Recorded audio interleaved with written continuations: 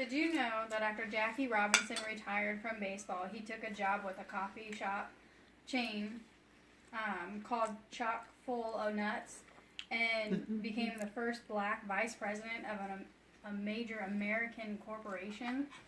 Do you know who Jackie Robinson is? Jackie Robinson was the first black baseball player to play in the major league in baseball.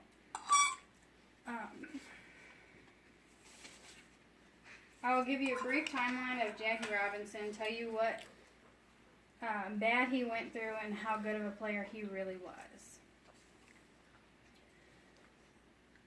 Robinson played in the World Series 6 times. Jackie went to the UCLA and starred on the football, baseball, basketball, and track teams from 1942 to 1944.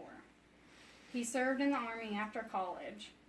In 1945, he played for the Kansas City Monarchs, which were the Negro League team.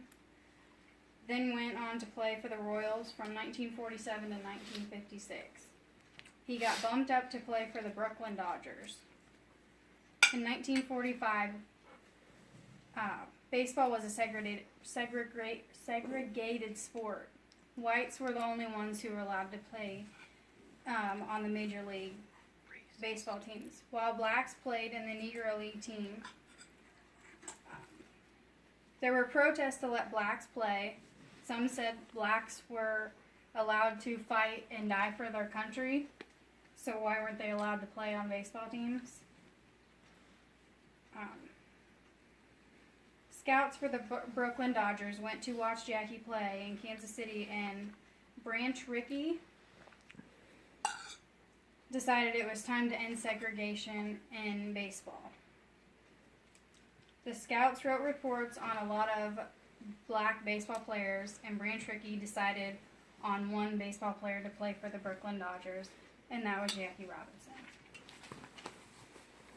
Robinson. Branch asked Jackie if he had the guts to play white baseball, if he could look away when people called him ugly names, if he could walk away when players on the other teams would purposely try to injure him. Jackie replied with, "Are you looking for a Negro who is afraid to fight back?" He said he was looking for a baseball player with the guts enough to not fight back.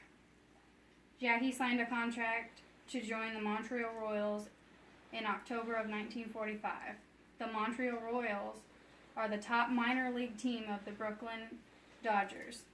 The contract was he would play for the Royals for a year, and then he would join the Brooklyn Dodgers. And Branch was right. When he did start playing for the Royals, Jackie was called ugly names. Some games were even canceled because they didn't want to play against a black baseball player. Some hotels Jackie wasn't allowed to stay in. Restaurants wouldn't serve them. But through all the crazy threats, it only made Jackie want to do his best. Even in the stadium, they had segregated seats for the whites, seats for the blacks. Jackie was the top batter in the league. The Royals won the pennant and the Little World Series.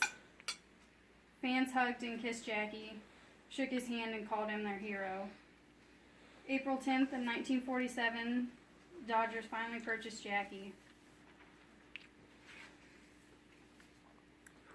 1951, the threats were so bad that the feds had to get called and they had to investigate. Jackie got threats about his wife being shot at and his son being kidnapped. Other teams would yell at him and even point their bats at him like shotguns. Pee Wee Reese put his arm around Jackie to let other teams and fans know that they were friends. In 1947, Jackie played in almost every game. He had 175 hits, 12 home runs, scored 125 times, led the league in stolen bases, and received Rookie of the Year. The team won 6 pennants while Jackie played for them. I got most of my information from this book, Jackie Robinson, He Was the First. And then if you've never watched the movie 42, I would suggest watching the movie 42. Even if you're not interested in baseball, it's probably one of the best movies I've ever watched. So in conclusion, you now know a little bit about Jackie Robinson. If you didn't know who he was, I gave you a brief timeline, told you what he went through, and becoming the first black baseball player, and how good he really was. Thanks.